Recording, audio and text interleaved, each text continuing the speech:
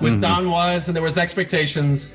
It was a $500,000 deal or $1 million deal. It was crazy. And then they played it at a board meeting and said, "What's this?" and then they just pulled the plug, and then we got a phone call, that's it. And we had a $50,000 video budget that we used to tour with, because we were touring with Lisa Loeb or The Odds or, Tragically Hip or something, and we just finished the tour and came back home and decided that we thought it was insurmountable, that this emo core was not out yet. And so we thought this emotional music was not going to ever work. And we just called it. And then literally 3-4 years later, I met Death Cab for Cutie, and they're like, "No, you should have kept going." And also like bands like Spoon, hanging out with Spoon. And they're like, "We're going to keep going. You guys should keep going." I'm like, "Oh my God, you guys, seriously." Like, they really turned it around. They had a similar story, and they actually much more successful now. Yeah. They were smart, and they were more business savvy, and they had their sound, and they kept going. And I love those guys. And Ron Lafitte at Elektra, Ron Lafitte don't fail me now. Some bands kept going. Let me plug in that story a little. So Ron Lafitte was Spoon's A&R guy at Elektra, and so later they wrote a song called "Feet Don't Fail Me Now" about what a dick he is. So So nice. Our sound guy was like, "Can I go with Spoon? They're not breaking up." We were like, "Go for it," and he stuck with him for years, and Arcade Fire, and we got to see all and then one day I hung out with Chris Waller from Death Cab, and they were huge at the time, and John Vanderslice, an old friend, was opening for them, and he shook my hand and said, "You guys, you really need to keep doing this. Like, you were kind of doing the emo thing before emo core started." And then eventually in 2007, our original drummer passed away, which was very sad, and we did a reunion show and thought, let's just we're not getting any younger, and let's just do this. And what we realized is we just like hanging out. You guys talking about stuff, like we just get together and strum stuff, play and do funky beats and making music. Make music. Yeah. And we realized it actually is who we are, and it keeps us sane. And you're still a great singer, man. Like I listened to some of the recent stuff phenomenal. that you guys did. Yeah. And you're a fabulous singer, man. And but there's stuff that you do that when you say emo core, clearly I get that, but you do a whole bunch of stuff, and it. And like when you wail, like it sounds great. Like it's just like, wow, he's even, you've got a nice bag of tricks, man. And I really appreciate that. There's another, background, the harmonies are fabulous. They're like, and the live stuff is even, I'm like, God damn, it's such a great live sound. It's really, really done well. Guys, when we play on September 29th at the Drum in New York City. Come out early. Let's have some beers. I'm buying. Yeah. I'm buying. I have a job. All right. But we have day jobs too, believe it or not. Yes. Right. Believe it, we don't pay the bills. I was late here this evening. But there's something I want to address singing, because for years now, nobody sings out. Everybody's self-conscious. They're whispering every time they do a cover of a song. It's like some female whispering, and you're shopping for clothes, and everything's safe. And like I grew up with like Kansas and like Styx, and I'm not saying it's great music, but when you hear like "You're as cold as ice," it's from his heart, and it's like. But you also have to push it out there to get it over too. You know what I mean? Like it literally, you have to push it out of your body to be able to get a certain sound. And when you do it, it's just like, man, he can do that too. And that's just a wonderful gift to have. You know what I mean? Like, it's not all close mic singing, like you said. And I was like, man, there's a lot going on in here. And there's riff rock, and there's like, even your lo-fi doesn't sound as lo-fi because it's produced so well. There's like it doesn't have to be Don Was that's doing your stuff. It's like it all sounds great. Who is that? You? Are you doing a lot of the production work? Well, we learned a lot from the Geffen record, and what we learned is it's very simple. There is no, like Glenn Johns put up 3 mics on John Bonham. I get it, but still, like, so we just go simpler. We just keep going simpler. And if the song is good, it'll work itself out. And that's what we realized. And I think bands that they're insecure about their songwriting will layer too much, and everything starts going backwards, and they start drifting away into a cloud of production.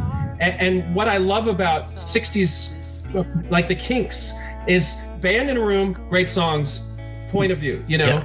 And so that's all we're doing is. But if I say to you, your very own, the Scientist song, what is the name? What's the name of the song, please? Woke Up a Scientist. There's a lot going on there, and it was like clearly produced, you know, like it. But in a good way, it was like right. It was like, yeah. Right. I don't mean it that way. Yeah, totally. I have a hard time thinking that that's 5 guys and 3 mics. Well, I have a question for you guys. So here's a quandary about production. So you have these early Queen records. They're almost live besides the vocals. Obviously, the vocals are layered. They wanted a chorus. By the way, I can't believe you're going there. No, but then you have Jellyfish, who I adored and we were friends with. But they took it almost too far in their second record. It became parody. Yeah. And it's a parody. Yeah. So then where is the parody or the emulation versus the real sort of original feel? And I think a lot of that is production. If you keep it simple and you just sort of like go for the gut, you can do a Queen type record. You can do a prog-ish sort of production. Like, to me, yes. Is that overt to you on that particular song, by the way? So you brought it up. I said the song. Oh, here's a beatdown happening. And when I listen to it, I hear that. I hear that in there. Is that overt to you? Like, this is I'm doing that, or is it just something that like it kind of reminds me of? Yeah. So we had the one section. It was the song, but then we added, which is how they ended a bunch of their songs. You're right. So then we're like, we're going Queen, but let's not go Queen where it's a parody. Let's go Queen where it could be an outtake from one of their earlier records, and we have to be very clear not to parody them like like true. So just stack the vocals in a way they would do it, but with restrictions. Tie one hand around your back, and don't use all the science that you've been given. And try to do it. It's funny hearing you talk to us and stuff like that, in your speaking voice and stuff. And you had mentioned Game Theory earlier, and like I remember going to see Game Theory play in a small, like it was a storefront kind of thing, and in San Francisco. No, it was just Scott. It wasn't Game Theory any longer. And, when he opens up his mouth, he talks like, he sounds like Tom Waits. And then he gets on the mic and it's unbelievable. Like, like he's really, really, really unbelievable. And tragically, I'll just say he's missed, like I miss that stuff. They were fabulous. Were you friendly with him? Well, we knew Loud Family a little more because Game Theory was Family. So Allison. Yeah, well, they were in the same circles, so we'd go to bars and there'd be the Posies and the Loud Family, and we would gravitate towards them. There was. Do you know Allison Faith Levy? Are you friendly with her?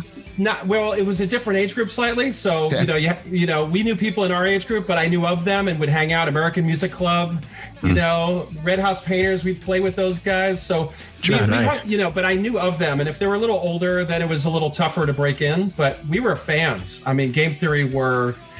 Paisley Underground originals, and he was special, and Miller was just phenomenal. I was going to see your very guitar player at like the I-Beam, going to see Sister Double Happiness, and they were one of my favorites just to go back, like, because they played all the time, and you would just like Out on the Hate, and you would just go. So Jeff Palmer, our bass player, was from Sister Double Happiness. Yeah, that's good. Yeah. So they were on SST, and they were very cool, and what label were the Dicks on, John? That just came out of Texas. Was it on? I actually don't know what label. I don't know. I don't know either. I would bet SST in a heartbeat. You could be right. John worked there. Yeah, I was at SST. I actually worked the Sister Double Happiness record, and I had a crush on Lynn Perko like everybody else did. Yeah, of course. But she hit the drums hard. Yes, she did. Yes, she did. But no, the Dicks had come out of they like. I guess Greg knew them, but I think they came through I'm sure I'll Google it at some point, but it wasn't on SST. I'm wondering if it was on Watt's label. You know, the Minutemen label. That eventually got folded into SST that the Minutemen originally came out on, and actually I think the Alliance, yeah, Alliance. New Alliance. Was it New Alliance? Thank you. There you go. Got it. SST was the coolest label for about 10 years, man. Yeah. That was it. Well, you know, when I left in '88, it was all downhill. So, That's right. You try to find a good record. Yeah. In 1989, I just you proved that one. So Talk about a label that needs to have everything up available. Like, Oh, you got to go back to one of our earlier episodes. We go into the whole Oh my SST God. story. that's all done. Yeah, we do the Yeah. whole history we talk about. There's actually a new book out where they go through. They interviewed a lot of different people, and yeah. Greg, they lost it. So like a lot of the bands got it back because Greg wasn't paying royalties. He was signing other bands. So it was a Ponzi scheme eventually, or something. essentially. Yeah. I mean, it was. I mean, in Greg's defense, it was good-hearted. It was like it's like, okay, we're going to put out 100 records this year because I have all this money, and instead of it's like, well, it's not really your money. Instead of paying people. So, like, you guys probably covered this before, and I'm sorry to like. Was your very first record label Geffen, or were you on the? No. We had the small label, the local label, then Simple Machines that had a buzz. Thank you. Yeah, and then like Peter Cadis's label and a New Jersey, whoever would put us out and would make CDs. Did you get paid by any of these people? God, no! But we have the rights back, and I've since remastered everything. And as long as we have the rights to the music, it's all good. These guys did it for the love. Like it was in their bedrooms. They just wanted to put music out. Right. All your records sound really good. The last one you put, the Swiss Army Knife, that's a compilation of like B-sides and demos. So Swiss Army Knife were the demos from the 80s when we all got 4 tracks and we thought we were gonna conquer the world with 4 tracks. And so I submitted that to Jenny at Simple Machines, and she put it out verbatim as a cassette. And I think it sold 100 cassettes, and we were on top of the world. And that was the series with David Grohl. He had his own cassette. Nations of Ulysses had a cassette. So it's like it was really cool. It was like a part of a little community, and for us, it couldn't be beat, really, because it was all hair metal. Like, why would we want to be in Colombia when Rat was, the biggest thing? So it was cool. And Round and Round is an awesome song. Anyway. But I mean, to Chris's point, it's like I sort of just got the whole catalog all at once, and it's really hard to tell what era it's from. I mean, maybe at some point, if I'll start picking up the nuances, but it's really hard. Like, there's some this is really early, but otherwise, I have a hard time picking out. Oh, this is your late 90s versus 2012 versus 2020. There's a great consistency. I know between us, the music we love, you could fold time with. You take a Kinks record, like the Great Lost Kinks record, you play it for a college kid right now who's got a show in Des Moines, an 18-year-old, and they're gonna think it just came out, that it was on like I don't disagree. Okieville River, so it's on Merge Records, and that's the beauty of things that blew us away. Yep, is that a great song's a great song. Who cares about if the radiator's hissing in the back? And it's timeless. And who cares when you find it? As long as you find it before they lay you down. And that's the way I feel. And do you think that's those early 80s records? I think that's the reason why they don't work well. But the big things, like they sound like they have the Phil Collins drum sound, and they have they're so dated. Things from the 80s in particular. Yeah, you're right. Just like hit music, there's no nostalgia for me. It's ironic. I'm okay with the Prince drum sound still, though, from whatever era. I hear you. Yeah, I mean, obviously there's exceptions, but in general, it's like you hate when it's like, oh, I know when that's from. I heard a song this morning, and there was a little interview on FMU. So it was the early morning Clay Pigeon stuff, and he had a band. You guys know the Passions? Mean anything to you? No. So British punk band. So I'm listening to because I kind of come into it. He introduces it, and then you listen to the song, and I'm like, this is a new song because it sounds like an 80s song, but it also had just this could be a song from 2022. And then this woman comes on.